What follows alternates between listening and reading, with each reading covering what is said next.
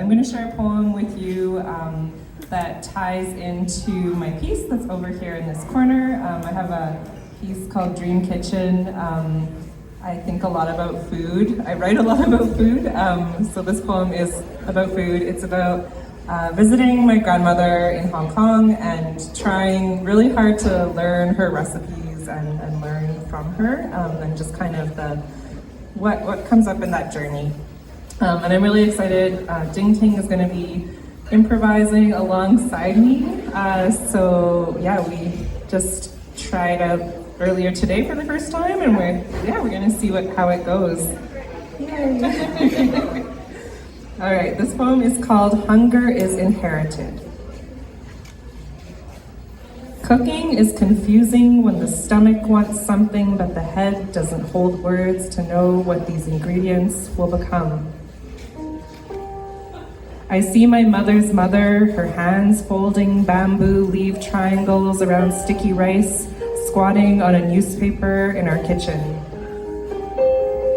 I see my father's mother, her hands unpeeling craft singles, sitting by a window in a red dress.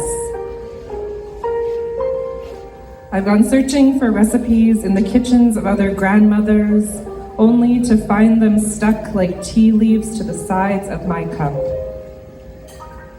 Until the only thing left to do is to visit the only one I have left. I cross the world to see her. And now here I sit, hoping that she'll speak to me, hoping that she'll teach me, hoping that she'll spill kitchen secrets of black beans, cornstarch, and soy sauce brought to a boil and thickened. But what I learn instead, how to thicken my skin so that her words will not hurt me. My grandmother's skin is paper thin, blue veins raised like remnants of the Great Wall, and I wonder if the Great Wall of her stubbornness will ever fall. She falls more often now. She's broken both hips, hit her head, the arches of feet that once squatted in the street selling vegetables, selling bok choy, gai lan, choy sum. Her feet no longer hold her. But she is stubborn, and fear of falling is nothing compared to the fear of failing to feed a family. You see, she still remembers hunger. She worries that I'm hungry. So she gets up to shuffle into her kitchen, and I follow, hoping that I will find kumquats preserved in salt after the new year. Hoping that I will find secret maps tattooed onto the backs of my hands, maps that will let me crisscross checkpoints and bypass borders, trading secrets for spices and spices for seeds. But her kitchen is small. I'm too tall and I don't know how to hold a knife. I don't know how much rice to cook for two. I don't know the names of vegetables. And she tells me, get out of the way.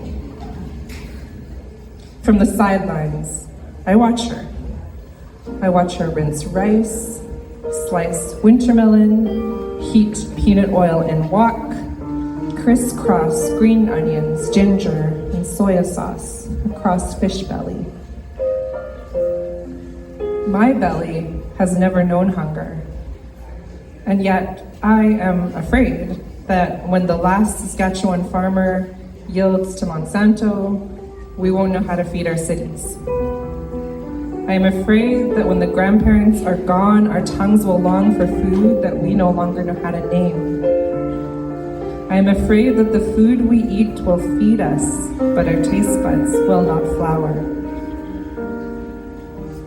I'm afraid to tell her why I'm here, afraid to say, Papa, I'm hungry. I'm hungry for recipes for survival to help me hold out against the day-to-day doubts that come from not knowing the words to name my hunger.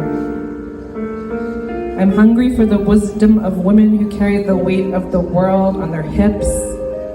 Hungry because if I have a daughter, I don't know what color her skin will be. I don't know what language she'll dream in. but I'll need to teach her to trust her gut to find the food that makes her heart and stomach fly.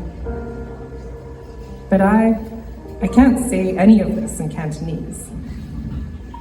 Luckily, I love to eat.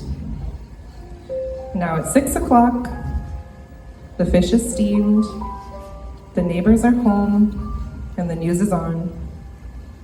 So I pour the tea, I fill our bowls, and Popo shuffles out from the kitchen and takes her seat. And I turn to her and say the only thing I can say, Popo asikfan, eat rice, grandmother. And we eat.